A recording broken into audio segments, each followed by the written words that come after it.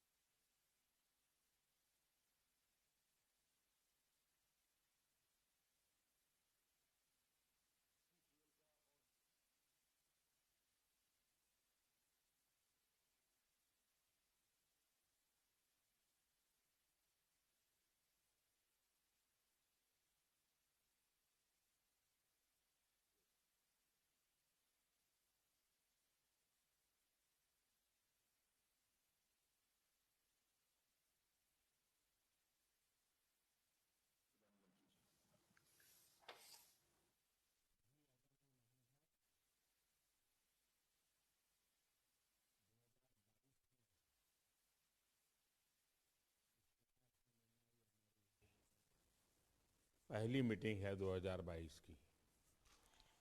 सबसे पहले तो आप सभी को लोहड़ी की बहुत बहुत बधाई। मकर संक्रांति, पोंगल, भोगली बिहू, उत्तरायण और पौष वर्ष की भी अग्रिम शुभकामनाएं। 100 साल की सबसे बड़ी महामारी से भारत की लड़ाई अब तीसरे वर्ष में प्रवेश कर चुकी है। परिश्रम हमारा एकमात्र पथ है और विजय एकमात्र विकल्प। हम 130 करोड़ भारत के लोग अपने प्रयासों से कोरोना से जीतकर अवश्य निकलेंगे। और आप सबसे जो बातें मैंने सुनी हैं उसमें भी वही विश्वास प्रकट हो रहा है। अभी ओमिक्रॉन के रूप में जो नई चुनौती आई है, जो केसों की संख्या बढ़ रही है, उसके बारे में हेल्थ सेक्रेटरी की तरफ से विस्तार से हमें जानकारी दी गई है। अमित शाह जी ने भी प्रारंभ में कुछ बातें हमारे सामने रखी है। आज अनेक मुख्यमंत्री समुदाय की तरफ से भी, और वो भी हिंदुस्तान के अलग अलग कोने के, काफी महत्वपूर्ण बातें हम सबके सामने आई है। साथियों, ओमिक्रॉन को लेकर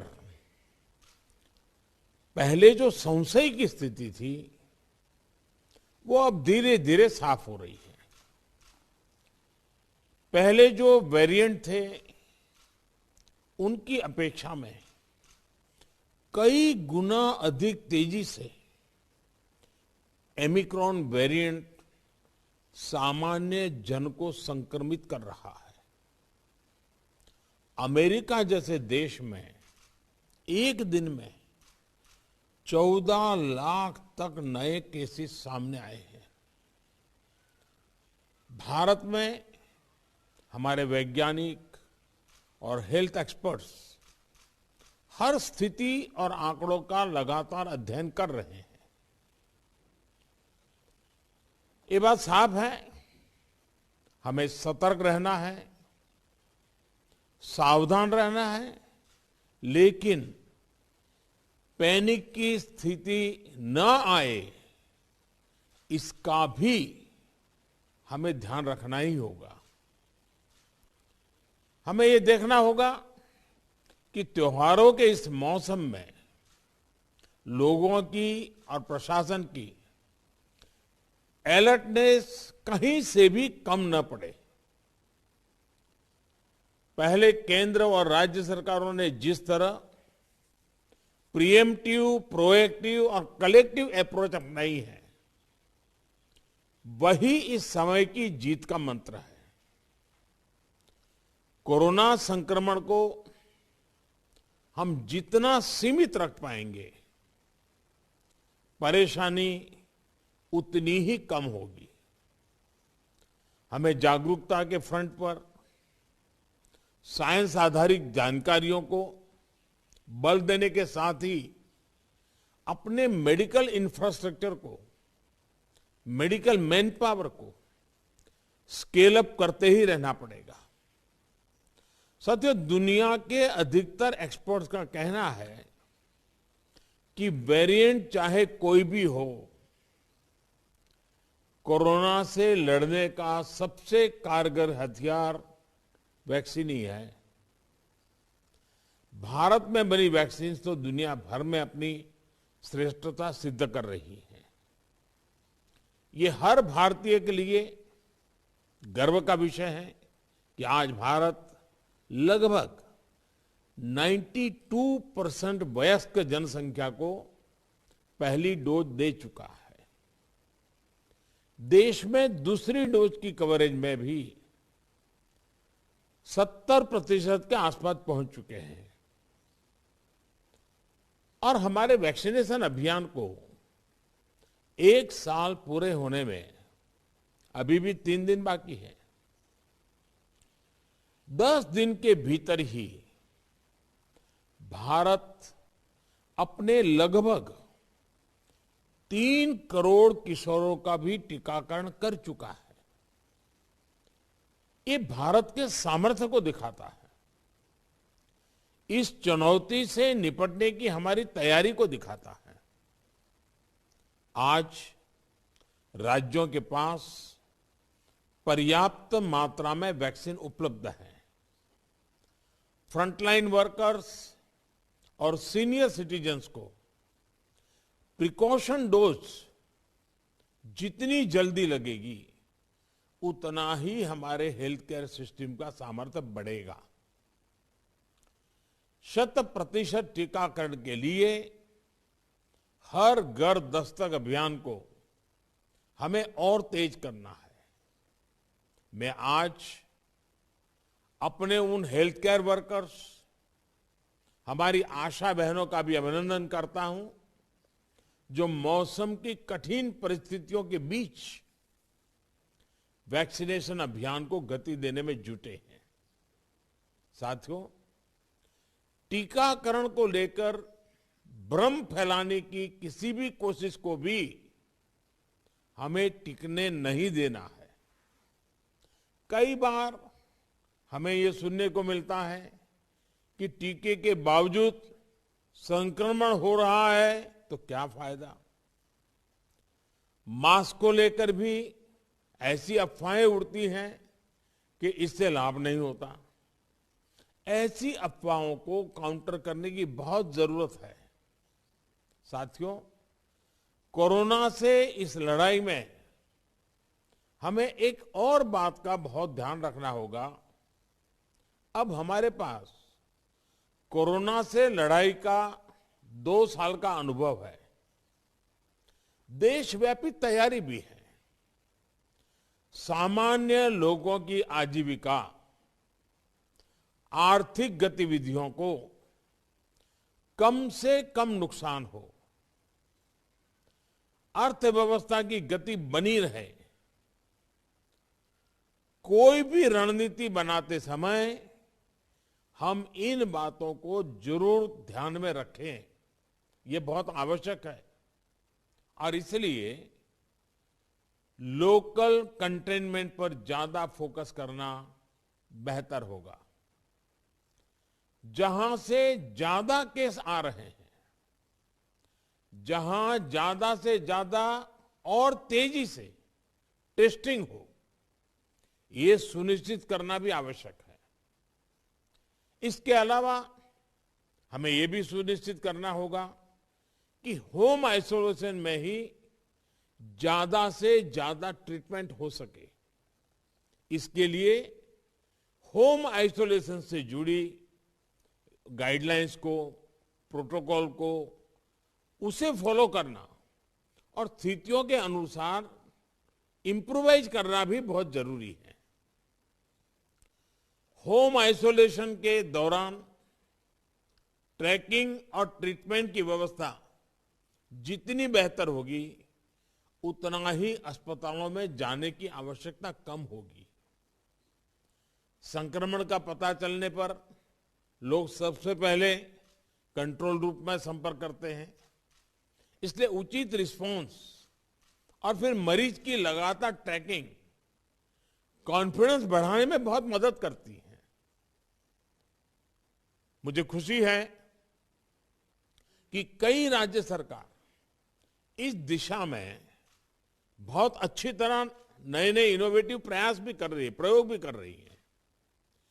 केंद्र सरकार ने टेलीमेडिसिन के लिए भी काफी सुविधाएं विकसित की है। इसका ज्यादा से ज्यादा उपयोग कोरोना संक्रमित मरीजों को बहुत मदद करेगा। जहां तक जरूरी दवाओं और जरूरी इंफ्रास्ट्रक्चर की बात है, तो केंद्र सरकार हर बार की तरह हर राज्य के साथ खड़ी है। 5-6 महीने पहले 23,000 करोड़ रुपए का जो विशेष पैकेज दिया गया था, उसका सदुपयोग करते हुए अनेक राज्यों ने हेल्थ इंफ्रा को सशक्त किया है। इसके तहत देश भर मेडिकल कॉलेज और जिला अस्पतालों बच्चों के लिए 800 से अधिक विशेष पीडियाट्रिक केयर यूनिट स्वीकृत हुए हैं। करीब 1.5 लाख नए ऑक्सीजन, आईसीयू और एचडीयू बेड तैयार किए जा रहे हैं। 5,000 से अधिक विशेष एम्बुलेंस और 950 से अधिक liquid medical oxygen storage tank की कैपेसिटी जोड़ी है। इमरजेंसी इंफ्रास्ट्रक्चर की कैपेसिटी को बढ़ाने के लिए ऐसे अनेक प्रयास हुए हैं, लेकिन हमें इस इंफ्रास्ट्रक्चर का विस्तार करते रहना है। कोरोना को हराने के लिए हमें अपनी तैयारियों को कोरोना के हर वेरिएंट से आगे रखना होगा। ओमिक्रॉन से निपटने के साथ ही हमें आने वाले किसी और संभावित वेरिएंट के लिए भी अभी से तैयारी शुरू कर देनी है। मुझे विश्वास है हम सभी का आपसी सहयोग, एक सरकार का दूसरी सरकार के साथ समन्वय कोरोना से लड़ाई में देश को ऐसी ही ताकत देता रहेगा।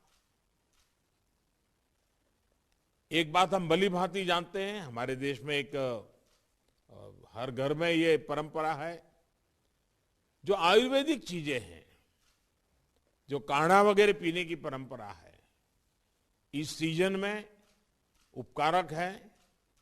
इसको कोई मेडिसिन के रूप में नहीं कहता है, लेकिन उसका उपयोग है। और मैं तो देशवासियों से भी आग्रह करूंगा कि ये जो हमारी परंपरागत घरगथ्थू जो चीजें रहती है, ऐसे समय उसका भी काफी मदद मिलती है, उस पर भी हम ध्यान केंद्रित करें। साथियों, आप सभी ने समय निकाला, हम सब ने अपनी चिंताएं साझा की और हम सब ने मिलकर के संकट कितना ही बड़ा क्यों ना आए, हमारी तैयारियां, हमारा मुकाबला करने का विश्वास और विजयी होने के संकल्प के साथ हर एक की बातों में से निकल रहा है।